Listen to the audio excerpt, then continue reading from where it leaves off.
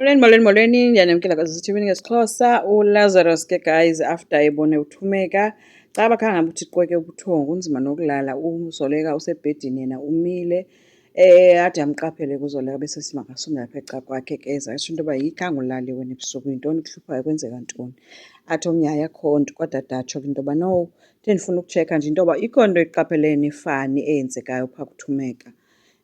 Njengoba engumntu ozilileyo. Athi ke omnye kaloku abantu baneendlela zabo zokuzila but ke akho nto ifani mna endiyibonayo unguye nje. Athi ke no mna ndi-worried because ndifike ebhizi emculela ulalabhayi phaa but ke bengaculeli yena ebeculela ulikamva. Xa ecula ebengabizi iqhawe ebebiza igama likalikamva.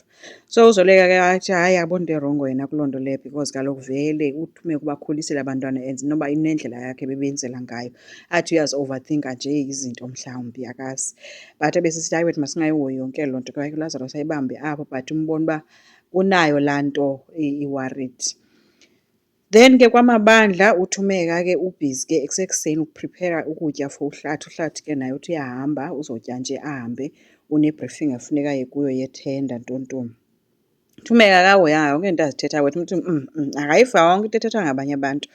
But ke umenzele ukutya ahlale kuHlathi. Uthe sahlala ke abe sesithi uHlathi ke ubone uZethu ke izolo ecross umgaqo then ke bezile nyhani uZethu wazobabulisa ke.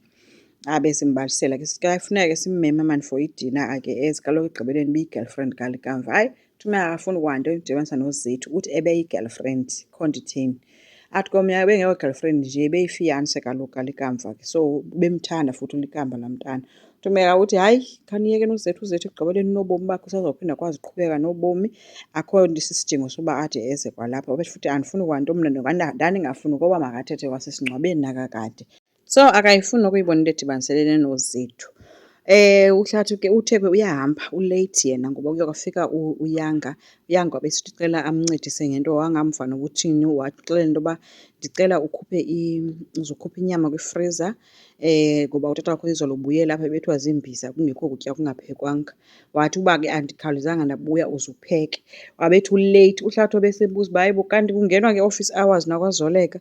Khange ayiphendule ke leyo uye waphuma wahamba. Ushiyeke uYanga ke ebona makacele utatakhe lo amenzise le nto. Utatakhe naye waphakama esithi heyi mntanam ndiyaleqa ndisaya kule nto yale briefing.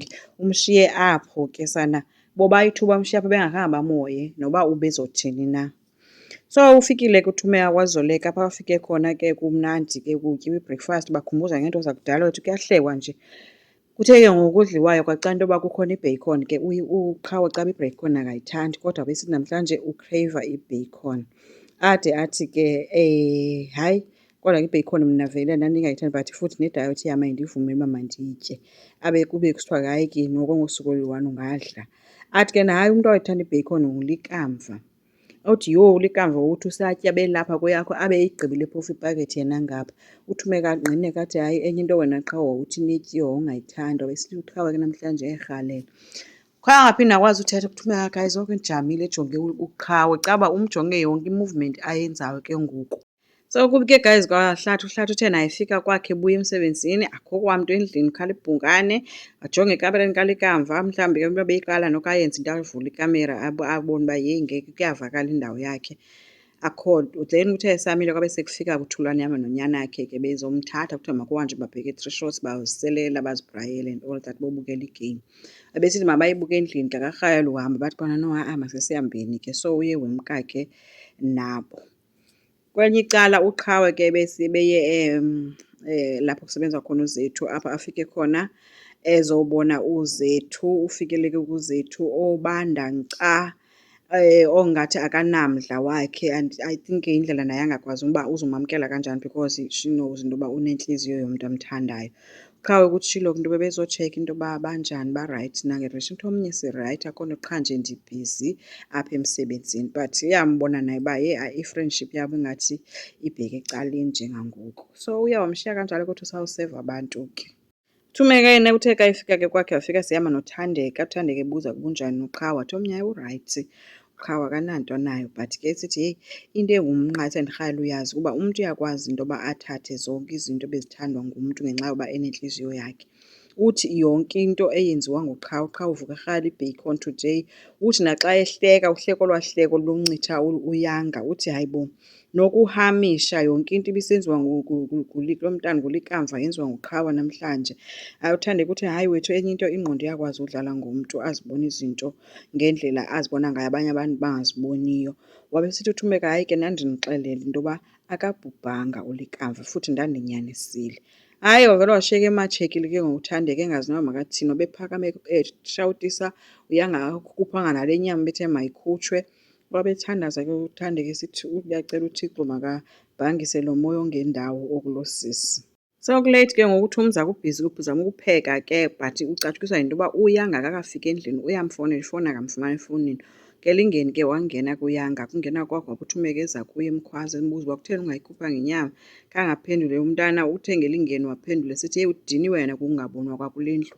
Uyokubona ingathi njena yena usisporho esikhoyo apha ufana nefenitsha akho mntu umhoyileyo xa ethetha. Watsho ethi ke oyena mntu ke ebendihoyile apha ubhubhile. uLikamva ebendimamela mna ebendincedisa ngee-homeworks, ebendibona nina anindazi. Emveni kwe-funeral nje andazi noba khona umntu okhoyo, nindikhumbula only if funeka nindingxolisile nindithumile. Yeyona nto eniyaziyo, niyakhumbula uba ukhona umntana wethu ophilayo. Wathi ke nina ndindenza ndizive ingathi apha kule ndlu ndisisithunzela, ndisisiporho. Uthi ngekungcono noba bendisweleke nobhuti wam ke kube kanye qha ngendingayiva yonke le intlungu endikuyo. Oko ke guys bematshekile bengazi noba mamathini bebonke. uThumeka iinyembezi ziyazehlela bengayiboni mos into yoba bayamignora lo mntana. Kwelinye icala ke uSydney uvumile into yoba athathe ulwandle ayomhlambisa ke ngesangoma uba athethe phezu kwegama likaLikamva uba angamlandeli. But ke bethe ke funeka ayothetha inyani yena kwaMabandla ekugqibeleni. Yonke le nto iyamnceda nje, asazi ke kodwa. Enkosi, ndicela siqhubeke, subscribe, silike, singakhomenta futhi. Bye.